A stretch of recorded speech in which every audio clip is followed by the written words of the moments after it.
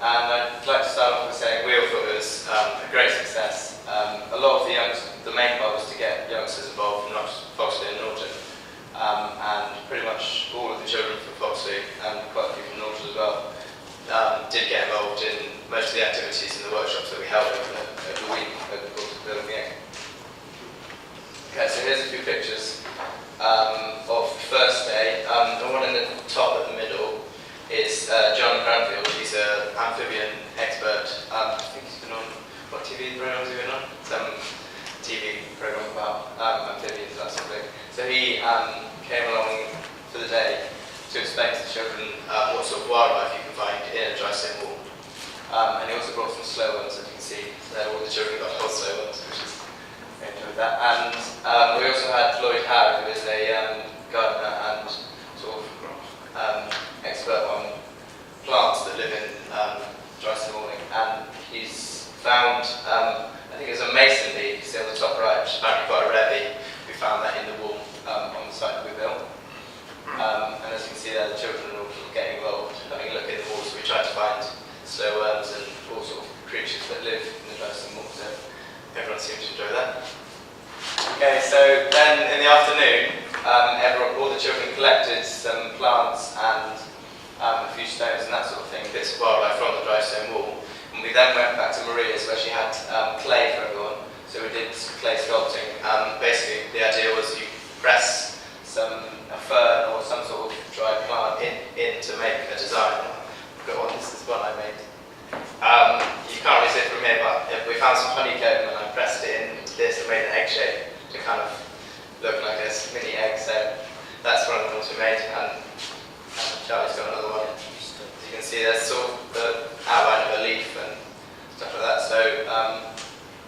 So they kind of got a hands-on approach and also learn about the different wildlife you find in a dry stone wall. So this is the second day. We had Richard and Christine Chancellor, who were our builders of the dry stone wall. They did a workshop on how to actually do dry stone walling. So as you can see, all the kids are getting involved, and they sort of demonstrated how you actually build a dry stone wall, because they've been doing it sort of all their life. And we thought this was particularly one of the most important workshops of the week, because dry stone walling is quite, there's quite a lot of dry stone walling in this area, and we thought it was really important too, because it's kind of a tradition that's dying out a little bit. So we really wanted to sort of inspire some of the young children by showing them how to make a dry stone wall physically. Okay, so this is the first day of actually building.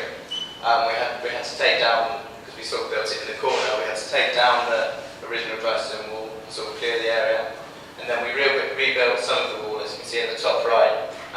So we built it because it was a bit sort of falling down and crumbling, so we built it up a bit better. And then, as you can see in the bottom two pictures, Richard starting to build the sort of foundations of the egg. So he drives the stake into the ground and then lays out a circle of stones, and then we start to sort of build up.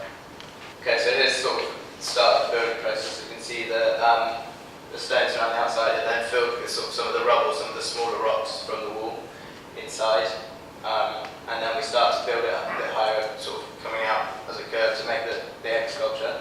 And then at certain points, as you can see on the bottom left, there's some wire going across, so that sort of helps to hold the egg together, because there's no actual cement or anything or foundations.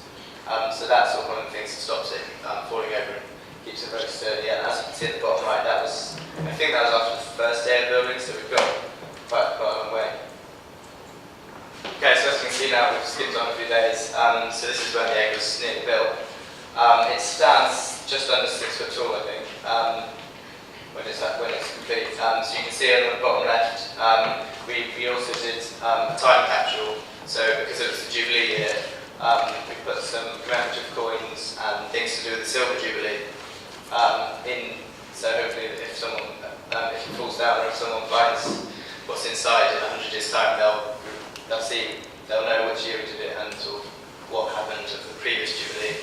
So it serves as sort of memory of the Queen's reign. And yeah, a couple of us sort of got on top of the egg, as you can see, because it's quite sturdy. So hopefully, and it fits in really well with the landscape because it's stone from it's quite local stone, so it fits in well with the dry stone wall that's already there. So quite a few people have said to us who have sort of been on a walk up past it have said, it fits in really well. And it already looks like it's been there for quite a few years or so. So that was one of the nice things. This on the top right, you can see this big piece of stone. That was the mason Sam Flinton. He very kindly carved us this thing. And the quote says, "The greatest secrets are always hidden in the most unlikely places." That's from Roald Dahl. So I thought that was quite apt to go by the egg. And we also had, when was it, middle of August? We had a topping off ceremony. So all of the residents of Foxley and Norton turned up. We had a sort of little bit of a picnic up by the, well, weather doesn't look great, but it didn't rain on us, I don't think. But yeah, that was actually a really, really enjoyable day. We sort of did thanks to everyone who was involved, and to Richard and Lou Turner for letting us build on their land, because it's their land where the egg is actually situated. And it was really nice to see sort of the whole community come together for this sculpture. And everyone seemed to really enjoy themselves. Like people brought cakes along and everything, and contributions to the picnic. And I think it was a great day to have everyone. So for me personally, the best thing I got out of it is leadership, because I was kind of in charge of organising everything.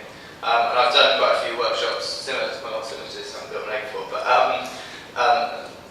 different sort of workshops, sort of on the other side being a participant. So it was really interesting to see how everything gets organised, sort of behind those doors, and what actually goes on to make everything work. So I thought that was really interesting, and I had to do quite a bit of leading, sort of in the building and that sort of thing, get everyone organised, get everyone in the right place at the right time.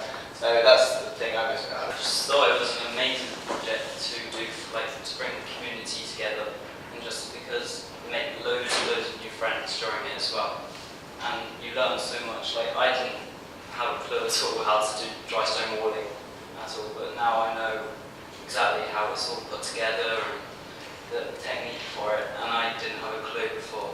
So yeah, I've learned so much during this project. So yeah, it was really good. Just finally, we actually had, was it £500 left over?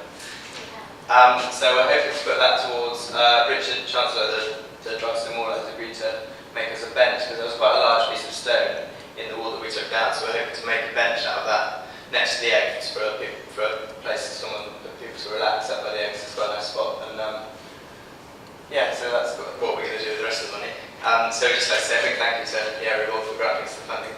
And everyone got a lot out of it, so thank you very much.